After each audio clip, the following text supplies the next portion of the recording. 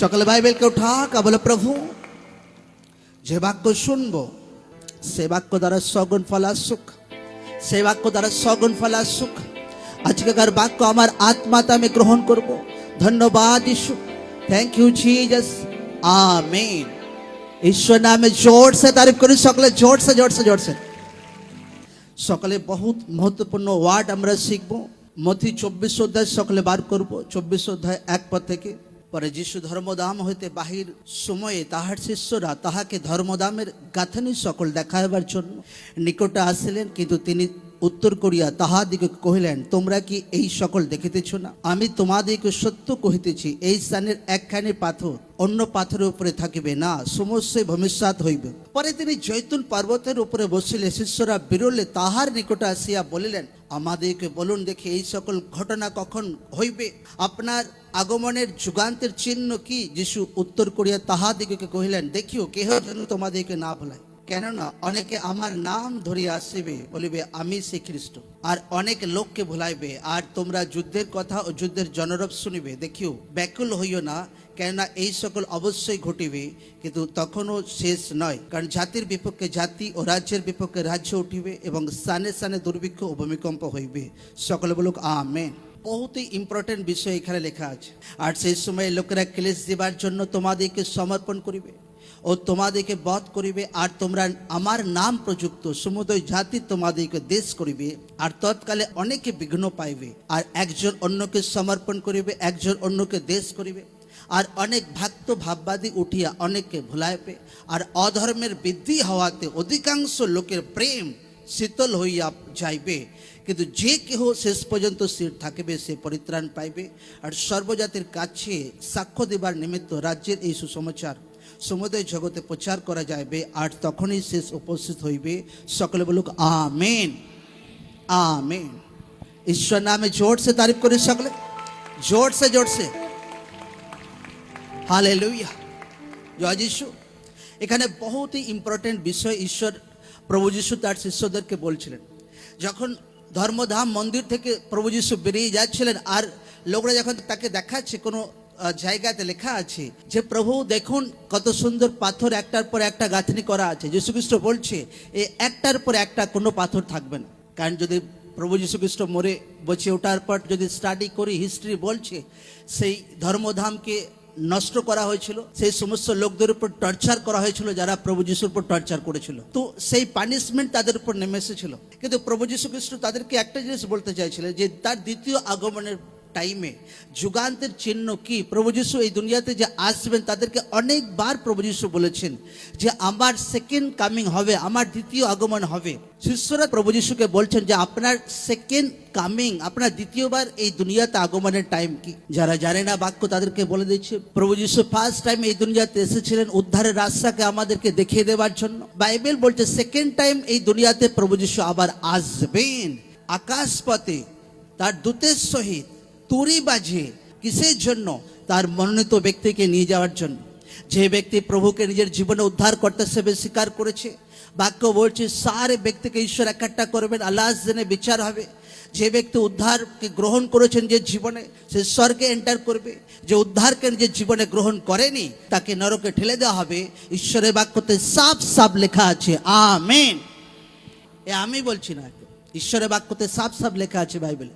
তো লোকরা বলছে আচ্ছা প্রভু এগুলো ঘটবে, আপনি দুনিয়াতে আসবেন, আপনার দ্বিতীয় আগমন হবে, আপনি সারে পবিত্র লোকদেরকে একটা করবেন, স্বর্গে নিয়ে যাবেন, এটা টাইম কি? যীশু খ্রিস্ট বলছে যখন আমার আসার টাইম হবে তো দেখবে যে কি হবে। এখানে 5 পদ থেকে লেখা আছে, কেননা অনেকে আমার নাম ধরিয়া আসবে, বলবে আমি সে খ্রিস্ট, অনেক লোককে ভুলাইবে।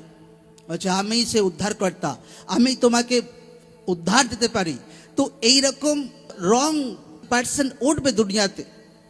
তোমরা যুদ্ধের কথা শুনবে, যুদ্ধের জনরব শুনবে। দেখিও ব্যাকুল হইও না, কেন এই সকল অবশ্যই ঘটবে, কিন্তু যখন শেষ, এইগুলো শেষ নয়। কারণ জাতির বিপক্ষে জাতি ও রাজ্যের বিপক্ষে রাজ্য উঠবে, এবং স্থানে স্থানে দুর্ভিক্ষ ও ভূমিকম্প হইবে। সকলে বলুক আমেন। আজকে যে পরিস্থিতি দুনিয়াতে দেখছি, আর শুধু ইন্ডিয়ার আর পড়োশী দেশের বিষয় নয়, আমরা কয়েক টাইম ধরে দেখে আসছি এই যুদ্ধের জনরব ভাই গোটা দুনিয়া জুড়ে একদম মহলই অন্যরকম হয়ে আছে। আমরা বিগত টাইমে রাশিয়া ইউক্রেনের যুদ্ধকে দেখেছি, আমরা দেখেছি ইসরায়েলের সঙ্গে গাজার, তো মহলই আলাদা রকম চলছে। কিন্তু বাইবেল বলছে, এগুলো বাইবেলে আগে থাকতে লেখা আছে যে তোমরা যুদ্ধের জনরব শুনবে। একটা জাতি আর একটা জাতির বিরুদ্ধে বিপক্ষ লড়াই করবে, ধর্মের বিরুদ্ধে লড়াই করবে, এইগুলো দুনিয়াতে ঘটবে। যখন এইগুলো দুনিয়াতে ঘটবে তো বুঝে নাও যে আমার দুনিয়াতে আসার টাইম হয়ে গেছে একদম। আমেন। এবার লোকরা বলতে পারে, প্রভু এটা তো 2000 বছর আগেকার কথা, 2025 বছর আগেকার প্রভু যিশুর বাক্য, তো আজ 2025 বছর হয়ে গেছে, তো এখনো প্রভু যিশু দুনিয়াতে আসেননি। প্রভু যিশুর হাতে আপনার মতো ঘড়ি নেই। আচ্ছা, এখন ভাই কটা বাজছে? হ্যাঁ, এখন বাজছে 11:56। প্রভু যিশুর হাতে কোনো ঘড়ি নেই, তার কোনো টাইম লিমিট নেই। ঈশ্বর আমাদেরকে ঘড়ি দিয়েছে যেন আমরা রাত দিন যেন বুঝতে পারি, সময়কে যেন বুঝতে পারি। হ্যাঁ, ঈশ্বরের কাছে একদিন, আমাদের কাছে সেটা 1000 বছরের মতো একদম।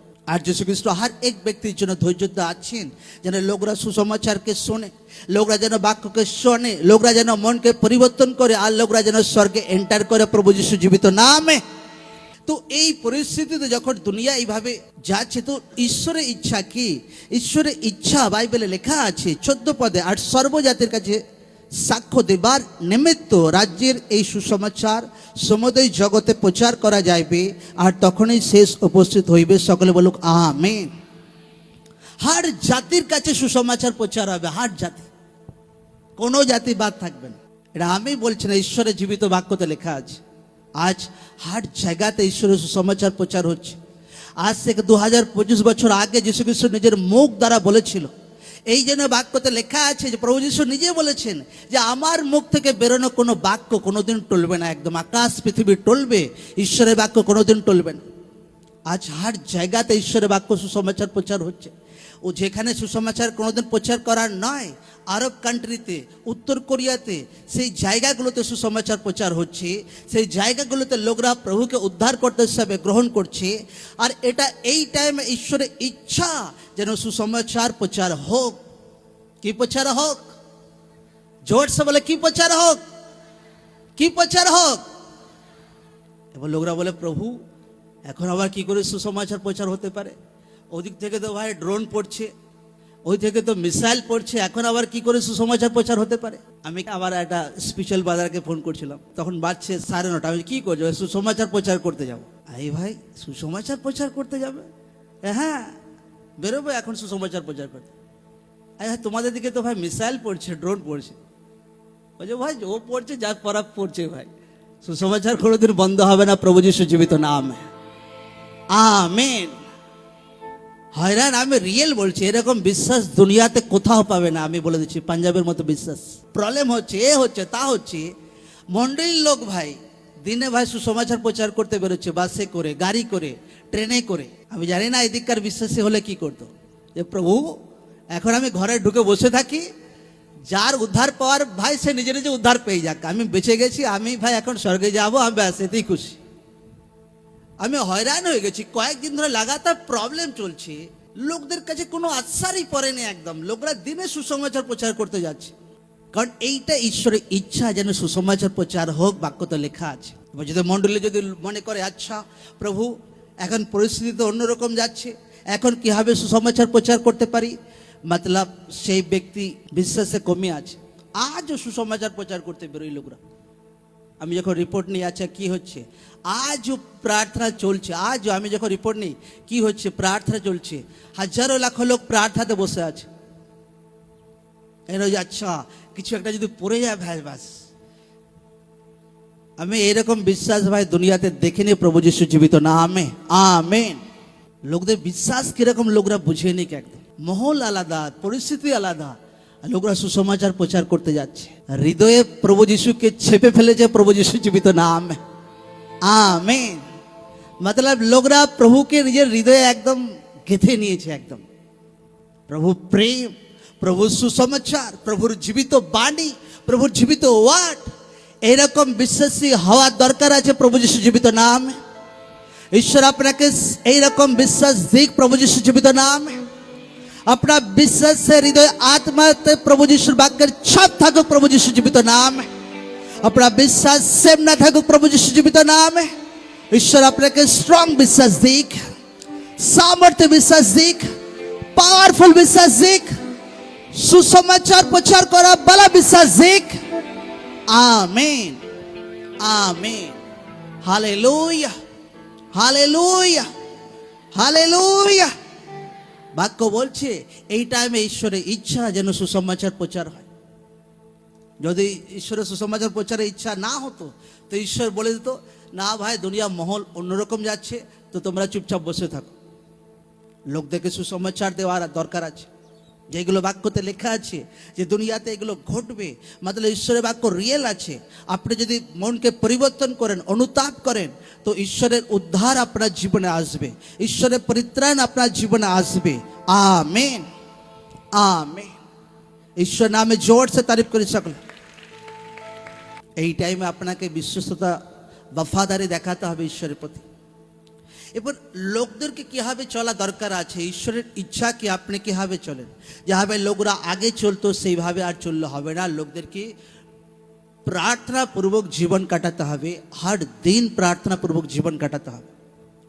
2025 যে আছে, আর অধিক পরিমাণে প্রার্থনাতে লাইফ কাটাতে হবে, আর অধিক পরিমাণে ফাস্টিংয়ে লোকদেরকে যেতে হবে, উপবাসে। আমি বলছিলাম একটা বছর এমন বছর গেছে, পুরো বছর আমি ফাস্টিংয়ে কাটিয়েছি। 21 দিন ফাস্টিং হলো, ফির কিছুদিন রেস্ট, এক সপ্তাহ রেস্ট, 10 দিন রেস্ট, ফির 21 দিন, ফির 2-1 দিন কিছুদিন রেস্ট, ফির 21 দিন, লাগাতার 1 বছর লাগাতার। এই গরমে ভাই ব্যাগ নিয়ে বাইরে প্রার্থনাতে যাওয়া আসা, এ লোকরা জানে না একদম। আমেন। 2025 লোকদেরকে বেশি ধ্যান দেওয়া দরকার আছে, আর অধিক পরিমাণে নিজের জীবনকে সমর্পণ করতে হবে। তো আপনার জীবন সেফটি থাকবে, সুরক্ষিত থাকবে। কারণ শয়তান যেভাবে তার প্ল্যানিং করছে, আর্থিক প্রবলেম দ্বারা, দুসরা কিছু প্রবলেম দ্বারা, তো সেই প্রবলেম থেকে লোকরা বেঁচে যাবে। লোকরা যদি ঈশ্বরের ইচ্ছা অনুযায়ী চলে, পবিত্র আত্মাতে চলে, তো দুনিয়াতে যা কিছু হোক, আপনার জীবনে কোনোদিন 1% ফারাক পড়বে না প্রভু যিশু জীবিত নামে। আমেন। লোকরা চায় যে আমার জীবনে এরকম হোক, যে যা কিছু হোক ভাই আমার জীবনে কোনো যায় আসে না, চাহে আর্থিক প্রবলেম আসুক, চাহে দুনিয়াতে কিছু ঘটনা ঘটুক, তো আপনাকে এমন লাইফ কাটাতে হবে এখন থেকে, বিশ্বস্ত লাইফ কাটাতে হবে ঈশ্বরের সঙ্গে। ধোকাধারী লাইফ কাটালে হবে না ঈশ্বরের সঙ্গে। বাক্যতে আপনাকে দাঁড়াতে হবে, প্রার্থনাতে বাড়তে হবে, ফাস্টিংয়ে আসতে হবে, আপনাকে সমর্পিত জীবন কাটাতে হবে, একদম রিয়েল খাঁটি লাইফ ঈশ্বরের সামনে কাটাতে হবে একদম। Amen, amen, hallelujah. এবার লোকদেরকে কি করতে হবে, লোকদেরকে ফাস্টিংয়ে উপবাসে আসতে হবে। অনেকে ফাস্টিং করে 2 দিন 4 দিন, ঠিক আছে, লোকরা ফাস্টিং করুক লম্বা টাইম। আচ্ছা 21 দিন ফাস্টিংয়ে থাকলাম, আচ্ছা 21 দিন ফাস্টিংয়ে আছি, কিসের জন্য প্রার্থনা করছি? নিজের আত্মিক জীবনের জন্য, নিজের পরিবারের জন্য, নিজের আর্থিক জীবনের জন্য, বাচ্চাদের জন্য প্রার্থনা করছি, ঈশ্বরের দাসদাসীর জন্য, মণ্ডলীর জন্য প্রার্থনা বিশেষ করে করুক লোকরা, আমাদের দেশের জন্য, আমাদের দেশ সুরক্ষিত থাকুক, আমাদের দেশে আরো উন্নতি হোক, আমাদের দেশ দুনিয়াতে নাম্বার 1 হোক প্রভু যিশু জীবিত নামে। Amen, amen. লোকরা ফাস্টিং সহকারে প্রার্থনা করুক আমাদের দেশের জন্য, এইগুলো প্রার্থনা করুক। আর লোকরা যে মুহূর্তে লম্বা টাইম প্রার্থনাতে যাবে, আমি বলে দিচ্ছি 2025-এ 21 দিন কেউ করলো, ফির কিছু টাইম রেস্ট, কি 40 দিন আপনি করলেন, ফির কিছু টাইম রেস্ট, ফির আবার 21 দিন 40 দিন শুরু, যতদিন না 2025 শেষ হচ্ছে না একদম। আমি বলছি যখন আপনি এইরকম লাগাতার ফাস্টিং করে যাবেন, একটা টাইম আসবে জবরদস্ত পবিত্র আত্মা আপনাকে আগুবাই করবে একদম। আমেন। আপনি আপনার পরিবারে পরিবর্তন দেখতে পাবেন প্রভু যিশু জীবিত নামে। আপনি আপনার ব্যক্তিগত জীবনে পরিবর্তন দেখতে পাবেন প্রভু যিশু জীবিত নামে। আর্থিক জীবনে পরিবর্তন দেখতে পাবেন প্রভু যিশু জীবিত নামে। আপনি ভাবছিলেন যে এটা কোনোদিন সম্ভব হবে না, সেই জিনিসটা সম্ভব হবে চোখের সামনে প্রভু যিশু জীবিত নামে। আমেন। লোকরা লম্বা টাইম ফাস্টিংয়ে যাক, একদম লম্বা টাইম। কিরকম উপবাস করব? লম্বা টাইম। যদি বহুত ভারী কাজ করে তো ঠিক আছে, মাঝে মাঝে ফাস্টিং করতে পারে, কিন্তু এমন অনেক লোক আছে মণ্ডলীতে যারা অত শরীরের চাপ পড়ে না কাজের ক্ষেত্রে। আমি যখন ফাস্টিং করতাম ওই টাইমে 2018-তে 19-এ, কারণ বহুত প্রেশার ছিল একদম। তো সে ফাস্টিং করে আমি গোটা দুনিয়া ঘুরতাম, ব্যাগ নিয়ে এ নিয়ে, বহুত চাপ হতো, রোদে গরমে বহুত চাপ হতো একদম, বহুত। এত ফাস্টিং করতাম। তো কিছু টাইম মতলব শারীরিক কমজোরি তো থাকলে, কিন্তু ফির ঈশ্বরের গ্রেস দ্বারা সেটা ঠিক হয়ে যায়। তো লোকদেরকে ফাস্টিংয়ে যেতে হবে, লোকদেরকে উপবাসে যেতে হবে, লোকদের প্রার্থনাতে যেতে হবে, আর দুসরা কোনো হাল নেই লোকদের জীবনে। শয়তান প্ল্যানিং করছে, আপনাকেও কিছু প্ল্যানিং করতে হবে একদম। Amen, amen. লোকদেরকে নিজের জীবনে ঘুম কাবু করতে হবে। ঘুম আপনাকে ডিস্টার্ব করবে, প্রার্থনাতে ঘুম কাবু করতে হবে, ফাইট করতে হবে ঘুমের সঙ্গে। ঘুম আপনি কোনোদিন যায় না, আমি বলে দিচ্ছি। তার সঙ্গে লড়াই করতে হবে, বহুত লড়াই করতে হবে, তবে সেটা কবজায় রাখা যায়। চলো ঘুম আসছে, চলো ঘুমিয়ে পড়লাম, কোনোদিন, আমি বলছি আপনি আপনার বয়স 70 হয়ে যাবে, 80 হয়ে যাবে, কোনোদিন প্রার্থনা লাইফে সেই কবজা আপনি আনতে পারবেন। কিন্তু যখন ফাইট করবে না, আমাকে জেগে উঠতে হবে, প্রার্থনাতে বসতে হবে, ফাইট করতে হবে, লড়াই করতে হবে, এটা ভাই ঘুম কাটাতে হবে। নচেত আমার পরিবার ভাই সেই লেভেলে আশীর্বাদ দেখতে পাবে না, সেই ব্লেসিং দেখতে পাবে না। তো লোকদের এইভাবে আত্মাতে ফাইট করতে হবে, এইভাবে লোকরা প্রার্থনা ফাস্টিংয়ে উপবাসে যাক। আমেন। এবার লোকদেরকে কি করতে হবে? হার পরিবারে এমন একটা ব্যক্তি ঈশ্বর দাঁড় করায় যে ব্যক্তি একটু আত্মিক জিনিসটা বেশি বোঝে। হতে পারে পরিবারে দুজনে থাকতে পারে এমন ব্যক্তি, যে ব্যক্তি প্রার্থনা জিনিসটা একটু বেশি বোঝে, যে ব্যক্তি ঈশ্বরের বিষয়টা বেশি বোঝে, এমন ব্যক্তিকে নিজের পরিবারের পর বোঝ ওঠাতে হবে। যে চলো, আচ্ছা আজকে আমার বাচ্চারা প্রার্থনা করেছে কিনা, তো আমার বাচ্চাকে ধাক্কা দিয়ে প্রার্থনা করাবো। আচ্ছা আমার স্বামী প্রার্থনা করেছে কিনা, আমার স্বামীকে ধাক্কা দিয়ে প্রার্থনা করাবো। আচ্ছা আমার ওয়াইফ প্রার্থনা করেছে কিনা, আমার ওয়াইফকে ধাক্কা দিয়ে প্রার্থনা করাবো। যে পরিবারে এমন গার্জেন যারা আত্মিকভাবে গার্জেন আছে, তাদেরকে এরপর থেকে বোঝ ওঠাতে হবে একদম, বহুত একদম।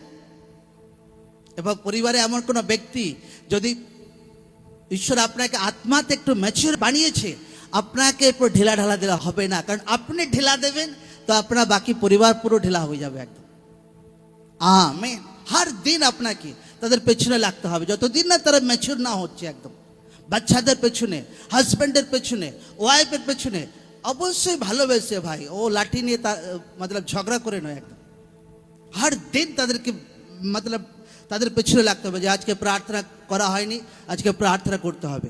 বাচ্চারা প্রার্থনা করেনি, বাচ্চাদের প্রার্থনা করতে হবে। আচ্ছা এই সপ্তাহ উপবাস করনি, আচ্ছা এই সপ্তাহ উপবাস করতে হবে।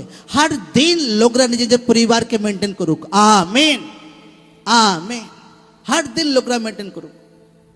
তো লোকরা যেভাবে এইভাবে মেনটেন করতে শুরু করবে, যেভাবে মাস পেরোবে, বছর পেরোবে, তো আপনার পরিবার, সেই ছেলে, সেই হাজব্যান্ড, সেই ওয়াইফ পাকা হয়ে গেছে তখন আত্মাতে একদম। Amen, amen. একটা টাইম আসবে তাদেরকে আর ধাক্কা মারতে হচ্ছে না, তাদেরকে আর বারবার বলতে হচ্ছে না, তারা ম্যাচিওর হয়ে গেছে, তারা বুদ্ধিমান হয়ে গেছে, তারা নিজে যে প্রার্থনা করছে। তো একজনকে এমন ব্যক্তি দরকার আছে পরিবারে, যে পরিবারকে মেনটেন করবে। বা আপনি বুঝে নিন যে আপনার পরিবারে কে আছে। যদি আপনি আছেন আপনার পরিবারের সে ম্যাচিওর ব্যক্তি, তো আপনাকে আজ থেকে বোঝ ওঠাতে হবে। পরিবারে একটা টাইম রাখতে হবে প্রার্থনাতে, दूसरा জনকার জন্য প্রার্থনাতে। পরিবার বাকি লোকরা কি করছে ধ্যান দিতে হবে, হর দিন ধ্যান দিতে হবে, হর দিন ধ্যান দিতে হবে। কারণ আপনাকে বালির উপর ঘর বানালে হবে না, আপনাকে পাথরের উপরে, চট্টানের উপরে, বাক্যের উপরে ঘর বানাতে হবে প্রভু যিশু জীবিত নামে। আমেন। বাক্য বলছে যে এমন ব্যক্তি যে বাক্য শোনে আর বাক্য ফলো করে না, সে বালির উপর ঘরকে বানাচ্ছে। আর এমন ব্যক্তি যে বাক্যকে শোনে আর বাক্যকে পালন করছে, সে পাথরের উপর ঘরকে বানাচ্ছে। তো কিসের উপর ঘর বানানো দরকার আছে আমাদেরকে? জোর সে বলো, কিসের উপর? কিসের উপর? পাথরের উপর ঘর বানাতে হবে। হালেলুয়া। লোকরা ম্যাচিওর, নিজের মুখের কথাকে কন্ট্রোলে রাখুক। লোকরা ম্যাচিওর, লোকরা নিজের স্বভাবকে হর দিশাতে, লোকরা পারে তো ভাই হর দিন নিজের কর্ম প্রার্থনা ডেইলি ডায়েরিতে লিখুক একদম, যে আজকে এটা করেছি, আজকে এটা করেছি, এর থেকে আরো বেটার করা দরকার ছিল, আচ্ছা এর থেকে বেটার আমি কালকে করব। প্রার্থনাতে লোকরা মিস না করুক। তো এখন লোকদেরকে অ্যালার্ট হওয়ার টাইম, প্রার্থনাতে বহুত লোকরা বাড়ুক, ফাস্টিং বাড়ুক লোক।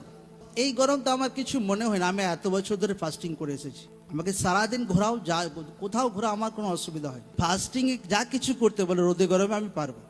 যাত্রা পুস্তক 24 অধ্যায় 15 থেকে, মসি যখন পর্বতে উঠিলেন তখন মেঘে পর্বত আচ্ছন্ন ছিল, আর সিনাই পর্বতের ওপরে সদাপ্রভুর প্রতাপ অবস্থিতি করিতেছিল, আর উহা 6 দিন মেঘাচ্ছন্ন রহিল। পরে 7ম দিনে তিনি মেঘের মধ্য হইতে মসিকে ডাকিলেন, আর ইসরায়েল সন্তানগণের দৃষ্টিতে সদাপ্রভুর প্রতাপ পর্বত সিংহে গ্রাসকারী অগ্নির ন্যায় প্রকাশিত হইল। আর মসি মেঘের মধ্যে প্রবেশ করিয়া পর্বতে উঠিলেন। মসি 40 দিবারাত্র সেই পর্বতে অবস্থিতি করিলেন। সকলে বলুক আমেন। ঈশ্বর মসিকে পর্বতে চূড়াতে ডাকলেন কিছু মেসেজ দেওয়ার জন্য। আর মসি ঈশ্বরের উপস্থিতিতে, ঈশ্বরের ডাকার জায়গাতে দুনিয়া ছেড়ে, সব কিছু ছেড়ে ঈশ্বরের উপস্থিতিতে মসি এন্টার করছেন মেঘের মধ্যে। 40 দিন 40 রাত সারে ডিস্ট্রাকশনকে খতম করে। আজ লোকদেরকে ডিস্ট্রাকশন খতম করতে হবে। যদি টিভিতে লোকদের ডিস্টার্ব হয়, লোকরা টিভি খতম করুক ভাই, সাইডে রেখে দিক।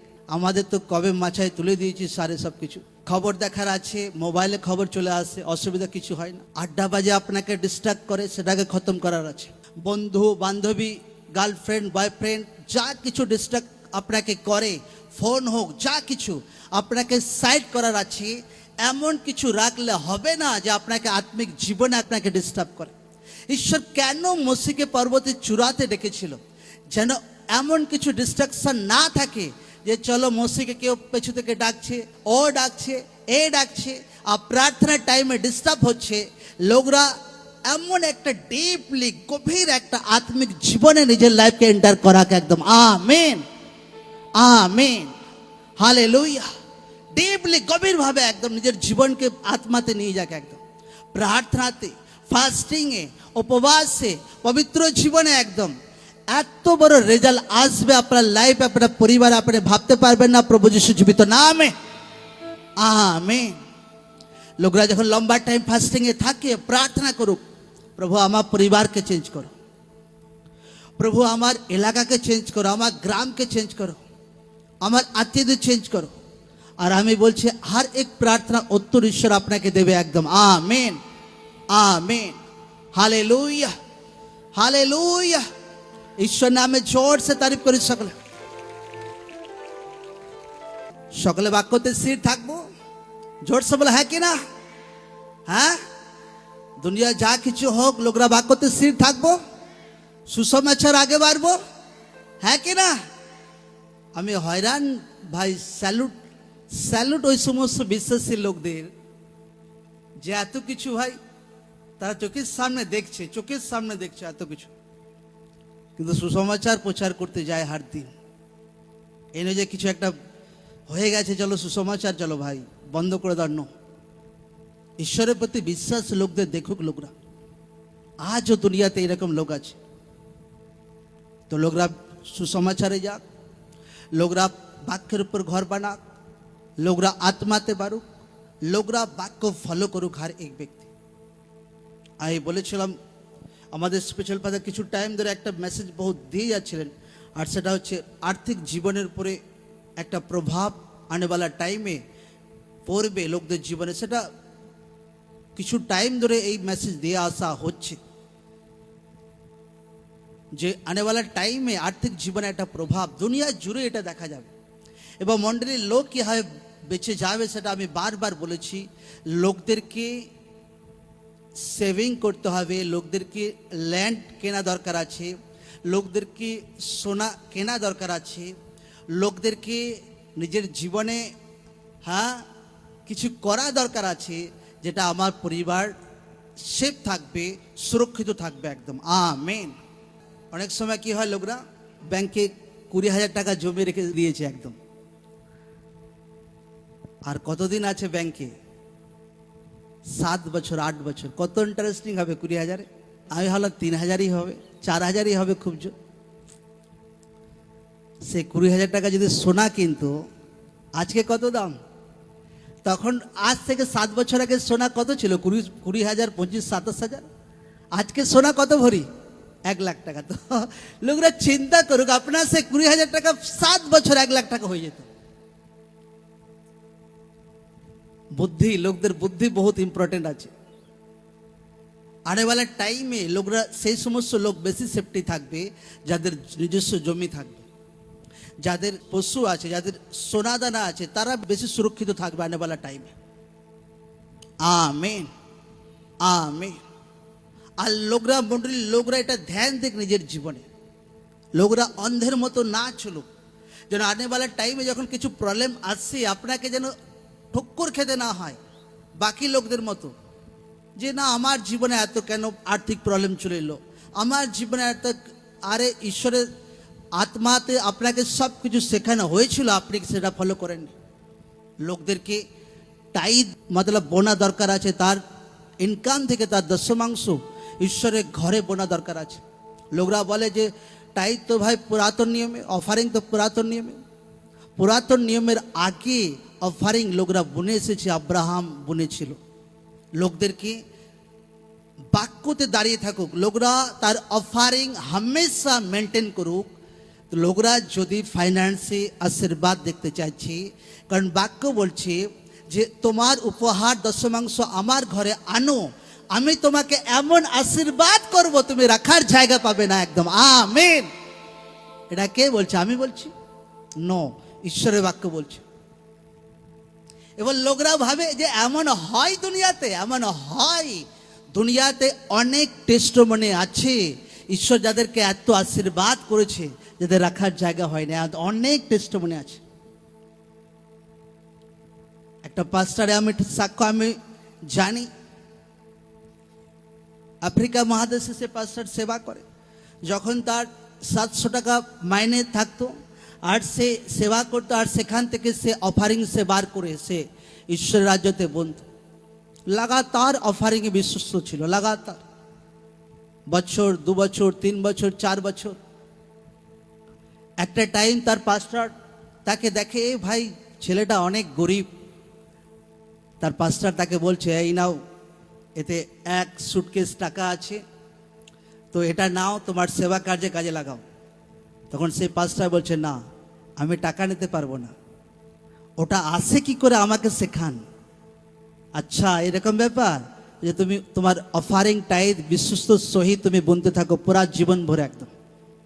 সেই পাস্টার বুনতে থাকে, বুনতে থাকে, বুনতে থাকে, বুনতে থাকে, লাগাতার সেবা করতে থাকে। দুনিয়াতে সব থেকে বড় চার্চ স্টেডিয়াম সে পাস্টার বানিয়েছে। আমেন। 2025 না 26-এ সে স্টেডিয়াম ওপেন হবে, এখনো ওপেন হয়নি। হালেলুয়া। কারণ কি? বাক্যতে দাঁড়িয়ে থাকা। কারণ কি? বিশ্বস্ত। হর এক ব্যক্তি বাক্যতে বিশ্বস্ত থাকতে হবে। বাক্য যদি আপনাকে বলে হোলি লাইফের বিষয়ে, আপনাকে পবিত্র জীবন কাটাতে হবে। বাক্য যদি বলে প্রার্থনা ফাস্টিং এর বিষয়ে, তো আপনাকে উপবাস প্রার্থনা করতে হবে। বাক্য যদি বলে আপনাকে বিশ্বাস আর আশা জাগিয়ে রাখতে হবে, তো আপনাকে জাগিয়ে রাখতে হবে। বাক্য যদি বলে দশমাংশ বোনা দরকার আছে, তো দশমাংশ বোনা দরকার আছে। আজ 80% লোক ঠিকঠাক দশমাংশ ঈশ্বরের ঘরে বোনে না। আচ্ছা এই মাসে বোনা হলো, ফির 6 মাস ছুটি। আচ্ছা এই মাসে বোনা হলো, ফির 2 মাস ছুটি। কোনো ঠিক ঠিকানা নেই কবে দশমাংশ ঠিকঠাক বনে, কবে ঠিকঠাক বনে না, কোনো গ্যারান্টি নেই। বাইবেল বলছে যে আগে তোমার দশমাংশের দ্রব্যাংশ, অ্যাডভান্স, আগাম, তোমার শস্যের যা কিছু ঈশ্বর তোমাকে আশীর্বাদ করে, আগে অ্যাডভান্স, আগে আগাম, আগে ঈশ্বরের ঘরে বনো ভাই। তো ঈশ্বর তোমাকে আশীর্বাদ করবেন। ঈশ্বর তোমার গোলাঘর, তোমার ফসল, তোমার চাষবাস সব কিছু আশীর্বাদ করবেন। কিন্তু আজ লোকদের অ্যাডভান্স, লোকরা ঈশ্বর রাজ্যে বলতে পারে না। অ্যাডভান্স বহুত মুশকিল আছে। আজ যদি কোনো ব্যক্তি চাকরির জন্য ছুটছে, আর যদি ঈশ্বর তাকে আশীর্বাদ করে, যদি ফার্স্ট যদি স্যালারি আসে, তো তার বুক ভাই ধুকপুক ধুকপুক করবে। আমি রিয়েল সচ্চা বলে দিচ্ছি একদম, কারণ আমি ঈশ্বরের দাস আছে, আমি জানি। মুখে বলা প্রেম করি আর কাজ করে দেখানো প্রেম করি অত আসান নয়। আমি আমার জীবনে যতটা পেরেছি ভাই, সচ্চা ঈশ্বরকে প্রেম দিয়েছি আমার জীবনে। Amen, amen. ঈশ্বর নামে জোর সে তারিফ করি সকলে। আমার একটা বিজনেস, আমি আমার ব্যক্তিগত বিজনেস খোলার জন্য প্রার্থনা করে যাচ্ছি। আমার অনেক পাস্টার বন্ধুরা তার ব্যক্তিগত বিজনেস তারা করে, কেউ পোশাকের বিজনেস, কেউ প্রিন্টিংয়ের বিজনেস। তো আমি আমার কিছু পার্সোনাল বিজনেস, পাস্টারদের বিজনেস করা দরকার আছে কিছু, যেন পাস্টাররা যেন মণ্ডলীর উপর ডিপেন্ড যেন না হয়। তো আমি প্রার্থনা করে আছি, প্রভু আমাকে কিছু একটা বিজনেস করতে যাচ্ছে, পোশাকের হোক, প্রিন্টিং মেশিনের হোক, কিছু একটা বিজনেস করতে যাচ্ছে। আমার রাস্তা ওপেন করো, রাস্তা ওপেন করো, রাস্তা ওপেন করো, রাস্তা ওপেন করো। যদি ঈশ্বর আমাকে আশীর্বাদ করে যে 1 লাখ টাকার সহিত, তো আমি আগে ভাবি আচ্ছা মণ্ডলীর ভাই এই কাজ বাকি আছে, চলো 1 লাখ টাকা দিয়ে দাও। নিজের মতলব কিছু দরকার আছে, সব কিছু দুদিকেই মেনটেন করতে হবে, ঈশ্বরের কাজও মেনটেন করতে হবে। বাইবেল বলছে পৌলের সে নিজের বিজনেস ছিল, সাধু পৌলের তার নিজের বিজনেস করতো আর ঈশ্বরের সেবা করতো। পাস্টারও এরকম করতে পারে। হালেলুয়া। আমরা কখনো মণ্ডলীর অফারিং কি কখনো পার্সোনাল জীবনে রং তরিকাতে ইউজ করিনি, কখনো না। আজও ভাই আমার অ্যাকাউন্ট হামেশা জিরো থাকে। আমি প্রার্থনা লাগাতার করে চলেছি, প্রভু আমাকে কিছু একটা বিজনেস করতে চাইছি, এই বিজনেসের জন্য রাস্তা ওপেন করো, এই বিজনেসের জন্য রাস্তা ওপেন করো। কিন্তু 1 সেকেন্ড লাগবে আমার সেই বিজনেস ওপেন করতে। কিন্তু সচ্চা জীবন চলে লম্বা টাইম পর্যন্ত, আমি শিখেছি। আর নকলি জীবন চলে একবেলা। Amen, amen. রিয়েল লাইফ চলে লম্বা টাইম একদম, কিন্তু নকলি জীবন চলে মতলব একবেলা। আমি ওয়েট করে আছি ঈশ্বর আমাকে ব্যক্তিগত জীবনে কবে আশীর্বাদ করবে। এই নয় যে মণ্ডলীর পয়সা উঠিয়ে নিজের বিজনেস শুরু করে দিলাম, নো। ওই মাইন্ড আমার শুরু থেকেই নেই। তো এখন তো ঈশ্বর আরও বহুত আলাদা রকম স্পিরিট দিয়ে দিয়েছে একদম। নচেত তো কবেই ভাই নিজের বিজনেস হয়ে যেত, কবেই নিজের বিল্ডিং হয়ে যেত, কবেই নিজের কি না কি হয়ে যেত একদম। হালেলুয়া, জয় যিশু। পাস্টারদের বাফাদারি থাকতে হবে, বিশ্বস্ত থাকতে হবে। আমার ওয়াইফ, ঈশ্বর কিছু গ্রেস দেয়, কিছু প্ল্যানিং করে, তো স্টল খুলেছে আমার ওয়াইফ। ঈশ্বর নামে জোর সে তারিফ করি সকল। তো মিরাকেল ভাবে সবকিছু ঈশ্বর ঝুঁকিয়ে দেয়, মতলব পুরো মিরাকেল হবে একদম। আমরা ভাবতেই পারিনি, কারণ আমরা 23 তারিখে সে ব্লেসিং রিসিভ করেছিলাম। ঈশ্বরের দাস যে হয় বলেছিলাম যে বিজনেস ওপেন হবে, আর সেই আশীর্বাদ রিসিভ করেছিলাম। তারপর থেকে আমরা শুরু করেছিলাম। তো আরও অনেক কিছু প্ল্যানিং করছি আমার ব্যক্তিগত জীবনে, কারণ আমার মাইন্ড ওই রকম যে 1.5 লাখ টাকা অফারিং এলো সানডেতে, চলো ভাই নিজের কিছু করে নাও। আমার লাইফে নেভার কোনোদিন ঘরের কোনেও কোনোদিন আমাকে দেখবে না তুমি আমাকে। আমার ব্যাগে যদি 1 টাকাও যদি পড়ে থাকে না, আর যদি বুঝতে পারে এটা ভাই মণ্ডলীর টাকা পড়ে আছে, তো সাথে সাথে ভাই চলো পাঠিয়ে দাও, একদম অফারিং বক্সে দিয়ে দাও। আমার মন এরকম, শুরু থেকে আমার এরকম। 1 টাকাও যদি পড়ে থাকে আমার ব্যাগে, যদি যে কোথাও মিটিংয়ে গেছি আর বেড়ে গেছে 100 টাকা, নেভার, কোনোদিন নাই। হালেলুয়া, জয় যিশু। আর আমি জানি যে ঈশ্বর যতটা আমাকে প্রেম করতে তাকে শিখিয়েছে, আর ঈশ্বর একটা অদ্ভুত রাস্তা খুলবে আমার জীবনে, প্রভু যিশু জীবিত নামে। Amen, amen, amen. তো লোকদেরকে বোনাতে বাফাদার থাকতে হবে, বোনাতে বিশ্বস্ত থাকতে হবে। এ নয় যে ঈশ্বর কিছু আশীর্বাদ করলো তো আগে নিজের ফ্যামিলি কমপ্লিট করো, নিজের টিউশনে ওঠে, নো। লোকদেরকে এমন স্পিরিট হতে হবে যে আগে ঈশ্বরের অফারিং, আগে একটা কিছু একটা জিনিস রেখে দেবো আগে, এখান থেকে আগে ঈশ্বরের অফারিং, আগে এখান থেকে ঈশ্বরের অফারিং আগে বুনবো, তারপর বাকি কাজ মেনটেন করব, তারপর বাকি সব কিছু। লোকরা এইভাবে বাক্যতে দাঁড়াক, এইভাবে। এবার লোকরা না ভাবুক আচ্ছা প্রভু 1 মাস অফারিং মেনটেন করলাম, 2য় মাসে যেন আশীর্বাদ চলে আসছে, লোকরা এরকম না মনে করুক। হতে পারে সে আশীর্বাদ আসছে 2 বছরও লাগতে পারে, 10 বছরও লাগতে পারে, কিন্তু বাক্যতে যদি লোকরা দাঁড়িয়ে আছে, গ্যারান্টি আপনার জীবনে আপনার বংশতে সেই ফল আসবেই আসবে একদম। Amen, amen. বাক্যতে দাঁড়িয়ে থাকা এই একদিন দুদিনকার ব্যাপার নয় যে একদিন পবিত্র জীবন কাটালাম ফির এক বছর পর পাবে পড়ে গেল কোনো ব্যক্তি। নো, বাক্যতে হার বছর দাঁড়াতে হবে, জীবনের লাস্ট দিন পর্যন্ত বাক্যতে আপনাকে দাঁড়িয়ে থাকতে হবে একদম। Amen, amen. লোকদেরকে বফাদার থাকতে হবে, ঈশ্বরের সঙ্গে বিশ্বস্ত থাকতে হবে, লোকদেরকে প্রার্থনাতে বোনাতে পবিত্র জীবনে হার দিশাতে একদম লোকরা বোনাতে ईमानदार হোক, বোনাতে স্পিরিট ওপেন করুক একদম। কারণ বোনাওয়ালা লোক কোনো দিন নর্মাল থাকে না। আর আমি আমার জীবনে অভিজ্ঞতা থেকে বলছি, এত বছর প্রভুতে আছি, ঈশ্বরকে প্রেম যে করে রিয়েল, তার মধ্যে খাস গুণ হামেশা একটা তার থাকবে, সে অল টাইম বোনাওয়ালা ব্যক্তি হবে। আমাদের অল টাইম মাইন্ড থাকে, আচ্ছা কাকে ভাই কিছু খাওয়াবো, আচ্ছা কোথায় কি ডোনেট করব, আচ্ছা কোথায় কি দশমাংশ দেব, all time all time all time একদম হার সপ্তাহ আমার স্পিরিটেই থাকে। আচ্ছা ভাই কিছু কাউকে গিফট দেওয়ার, আচ্ছা কিছু কাউকে খাওয়ানোর, আচ্ছা অফারিং দেওয়ার, অল টাইম। এটা ঈশ্বরকে রিয়েল প্রেম করা ব্যক্তির নিশান একদম। Amen, amen. আর অত আসান নয়, বহুত কষ্টকর আছে। গেল সানডে যখন অফারিং হয় আর অনেক কিছু কাজ পড়ে থাকে, অনেক কিছু, কিন্তু আমার মনে নির্ণয় নিয়েছিলাম নো, আগে সেখান থেকে অফারিংকে আগে বার করব, দশমাংশ আগে বার করব, দশমাংশকে আগে বুনবো, তারপর যা কিছু কাজ বাকি থাকে পরে বুঝবো। ভাই লোক কেউ গালিগালাজ দিক, কেউ কি করুক, যদি পেমেন্ট বাকি আছে কোনো যায় আসে না, আগে ঈশ্বরের ওয়াট আমাকে ফলো করতে হবে। আর আমি কষ্ট মষ্ট করে টাইটকে বার করি আর বনে হার টাইম এটা করার ট্রাই করি একদম, আরও বেটারভাবে সেটা করার ট্রাই করছে একদম, যে আগে ঈশ্বরের বাক্যতে আমাকে দাঁড়িয়ে থাকতে হবে। যে এমন ব্যক্তি যে ঈশ্বরের বাক্যতে দাঁড়িয়ে আছে, কিসে দাঁড়িয়ে থাকতে হবে? জোর সে বলে কিসে? লোকের অনেক সময় ঘাবড়াহট হয়, ভয়ে দাঁড়িয়ে থাকে, টেনশনে দাঁড়িয়ে থাকে। নো, ঈশ্বরের বাক্যতে। কারণ আপনাকে যে দিন আসছে, আনেওয়ালা টাইমে যে সময় আসছে, যে ব্যক্তি বাক্যতে দাঁড়িয়ে থাকবে সেই টিকে থাকবে। যে বালির উপর ঘর বানাবে সে ভাই ধসে যাবে, আমি বলে দিচ্ছি একদম।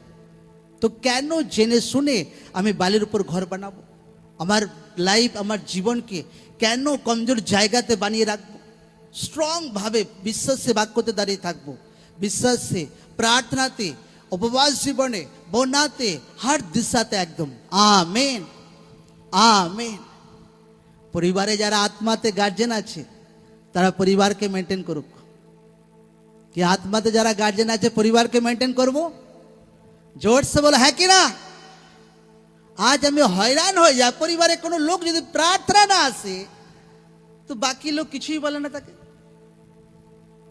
আমি হয়রান হয়ে যাই, বাকি লোক কিছুই বলে না তাকে, কোনো গায়ে লাগে না, কোনো কিছু লাগে না।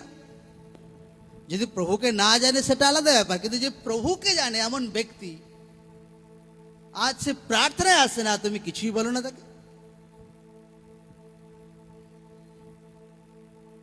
হালেলুয়া। আমার তো মনে হয় ভাই ছাড়তাম না একদম এমন ব্যক্তিকে, একদম যে প্রার্থনা আগে দরকার আছে একদম। Hallelujah, amen, amen. রাত দিন এক করে দিতাম যতক্ষণ না সে প্রার্থনা না বসবে মণ্ডলীতে এসে একদম। চাই যা কিছু করতে হয়, যা ফাস্টিং করতে হয়, প্রার্থনা করতে হয়, তার সঙ্গে যদি ভাই তর্ক করতে হয়, যা করা করব, কিন্তু তাকে প্রভুতে বসেই রাখবো, প্রভু যিশু জীবিত নামে। আমেন। বলো প্রভু আমাকে বাক্যতে স্থির থাকতে সাহায্য করো, কারণ আনেওয়ালা টাইম জয় বাক্য থেকে শুনছিলাম আলাদা রকম আছে।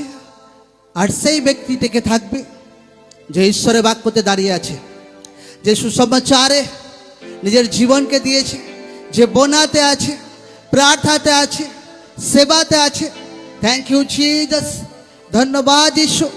এটা নিশান, এটা প্রুফ আপনি ঈশ্বরের বাক্যতে দাঁড়িয়ে থাকবেন স্ট্রংলি প্রভু যিশুর নামে। একদম শক্তপোক্ত ভাবে ঈশ্বরের বাক্যতে আপনি দাঁড়িয়ে থাকবেন। আপনার বিশ্বাস বহুত স্ট্রং হবে প্রভু যিশু জীবিত নামে। আপনার বিশ্বাস আশা বহু স্ট্রং হবে, প্রেম বহু স্ট্রং হবে ঈশ্বরের প্রতি। আপনি নর্মাল ব্যক্তি নন, আপনি অসাধারণ ব্যক্তি আছেন প্রভু যিশু জীবিত নামে। ঈশ্বর আপনাকে গ্রেস দিক আজকে প্রার্থনা দ্বারা, ঈশ্বর আপনাকে গ্রেস দিক আজকে মাস প্রার্থনা রিসিভ করা দ্বারা। ঈশ্বর আপনাকে অনুগ্রহ দিক আজকে যখন প্রার্থনাকে রিসিভ করছেন। লাইফ সেম না থাকুক আজকে আপনার লাইফ, প্রভু যিশুর নামে আপনার জীবন সেম না থাকুক, প্রভু যিশুর নামে আপনার পরিবার সেম না থাকুক, প্রভু যিশুর নামে আপনার বিশ্বাস সেম না থাকুক। Thank you Jesus. ধন্যবাদ যিশু, ধন্যবাদ যিশু, ধন্যবাদ যিশু, ধন্যবাদ যিশু, ধন্যবাদ যিশু।